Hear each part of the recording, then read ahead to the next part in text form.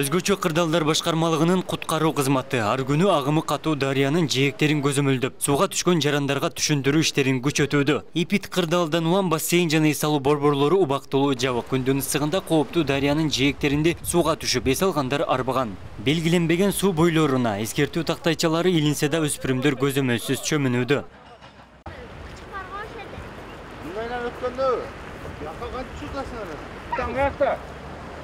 Атаң қаяқта? Апаңчы? Апам үйде. Үйдеуі? Апаң мен келбейсің бұдан кейін? Апам чөмүлөр dedi. Чөмүлөр деді.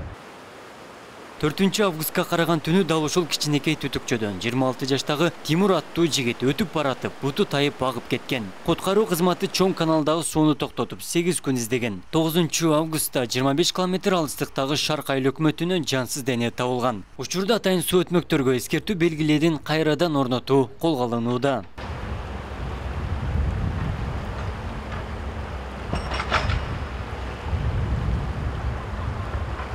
Ошол жерге чейин 8 күн куткаруу кызматы издөө иштерин жүргүзүп, 8 күн каналдар жабылды, суулар токтотулду, издөө иштерин күндө жүргүзүп атып, акыры таптык. Биз буга чейин бир канча жолу суунун боюнда ар дайым жүрөбүз, сезон башталганда. Табличкаларды илебиз, кооптуу жайларга түшпөгүлө деп.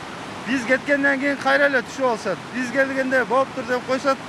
Биз түшүндүрүү иштерин жүргүзөбүз, түшсө болбойт, техника безопасности сактагыла деп айтып, ар дайым айтып келебиз.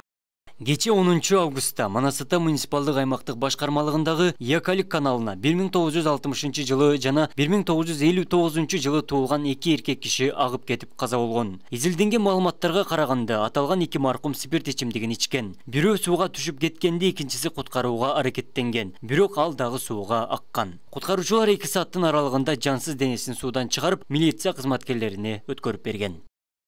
Сууга секиргенде башы менен тийип калышы мүмкүн. Баш менен ташка тигенден эсин ооп, ошолон аккандар пайда болду. Мисалга келтирип кетсек, кече күнү эле 2 жаран Ош шаарынын тургундары бирөөсү сууга түшүп, бетин жуйм дегенби, же суу ичем деген билбейбиз, сууга түшүп кеткен. Ал аккандан аркасынан аны шериги сууга секирип куткарам деп, бүгүнкү күндө өкөтөң каза болуп турат. Өкөтөң Ош шаарынын тургундары суунун жээгинде арактарды ичпесе, ичимдиктерди ичпесе, спирттик ичимдерди, сууга түшкөндө дене табын ошого ылайыкташтырып, бир сыра суу менен денесин чайкап, анан кийин түшсө, анан Каладагы куткаруу бөлүмүндө 18 кызматкер бар. Жаз жай мезгилинде кооптуу кырдаал көп катталат. Сууга түшүүдө эрежелер сакталбаса, кырсык кашкабактын ортосу демекчи, көз ачып жумганча суу адамдын өмүрүн алып коюшу.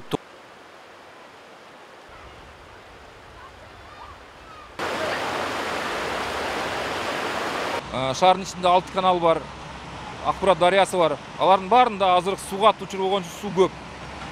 Сууга түшкөндө суунун температурасын караш керек, абанын температурасын караш керек. Эми мисалы үчүн суунун температурасы 15 градус болсо, болгон 5 мүнөткө түшкөнү болот. Анан 20 градустан жогору болсо, ондо 15 мүнөт түшсө болот да. Түшүп, дем алып, анан кийин түшүш керек да. Бизлер аны карабайт да. Сууга түшкөн боюнча чыкпай коет, анан тарамыш түйүлөт, үшүйт, калтырак басып кетет.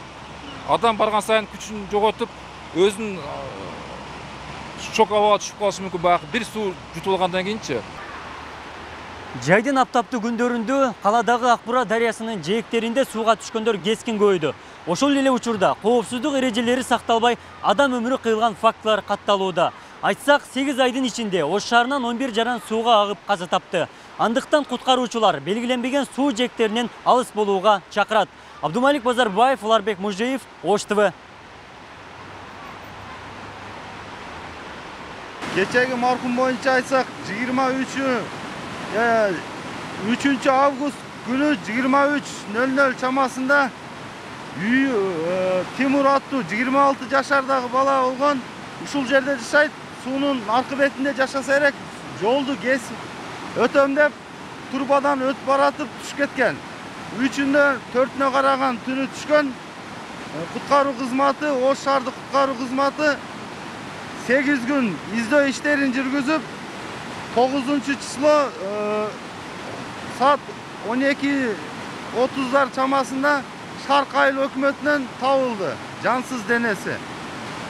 Ошол жерге чейин 8 gün куткаруу кызматы издөө иштерин жүргүзүп, 8 gün kanallar жабылды, суулар токтотулду, издөө иштерин күндө жүргүзүп атып, акыры таптык. Анан ушундай коопсуз жайлар боюнча жарандарга түшүндүрүү иштери жүргүзүлүп, мындай коопсуз жайларга баягы атайын белгилер орнотулуп, ушундай аракеттер болгонбу? Биз буга чейин бир канча жолу суунун боюнда ар дайым жүрөбүз. Сезон башталганда табличкаларды илебиз, кооптуу жайларга түшпөгүлө деп. Биз кеткенден кийин кайра эле түшүп алышат. Биз келгенде болуптур деп койшот. Биз түшүндүрүү иштерин жүргүзөбүз, түшсө болбойт, техника безопасности сактагыла деп айтып, ар дайым айтып келебиз, бирок ага карабастан ушу өзүнүн коопсуздугун карабастан сууга түшүп алып атышат. Ушундай кооптуу жерлерге, бул жерлерге түшсө болбойт деп биз ар дайым айтабыз. Былтыры алсак 8 жаран чөккөн 1 жылдын эсеби боюнча. Быйыл 8 айдын ичинде 11 жаран сууга акты Ош шаарында. 3 жаш бала,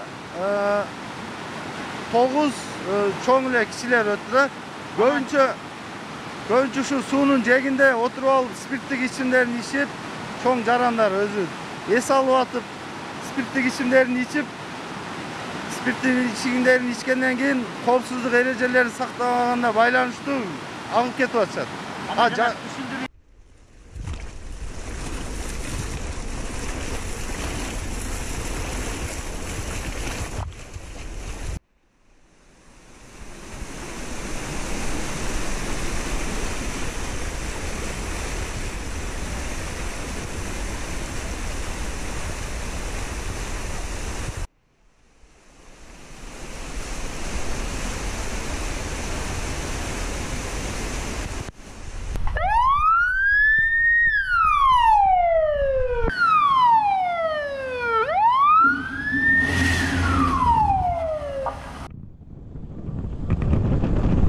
Негизги бүгүнкү чыгуунун себеби Ош шаарынын жарандарына, конокторуна түшүндүрүү иштерин жүргүзүү. Түшүндүрүү иштерин жүргүзүү максаты жарандар жайды күнү ысыкта шаардагы бассейндер, сууга түшүү жайлар жабык болгонуна байланыштуу дарыяларга, каналдарга түшүп атышат. Болгону дагы бейтааныш жерге түшкөндөр көп болду азырчы. Анан дарыянын жээгине чыгып, спирттик ичимдерди ичип, коопсуздук чараларын колдонбостон аларды одуна бузуп, баягы ысып турган дене менен муздак сууга түшүп, тарамыштар түйүлүп калат. Анан баягы белгиленмеген жерге түшпөгөн үчүн сууга секиргенде башы менен тийип калышы мүмкүн. Башы менен ташка тийгенден эсин угуп, ошдон аккандар пайда болду. Мисалга келтирип кетсек, кече күнү эле 2 жаран Ош шаарынын тургундары бирөөсү сууга түшүп, бетин жуйм дегенби, же суу ичем деген билбейбиз, сууга түшүп кеткен. Ал аккандан аркасынан анын шериги сууга секирип куткарам деп бүгүнкү күндө экөө тең каза болуп турат. Экөө тең Ош шаарынын тургундары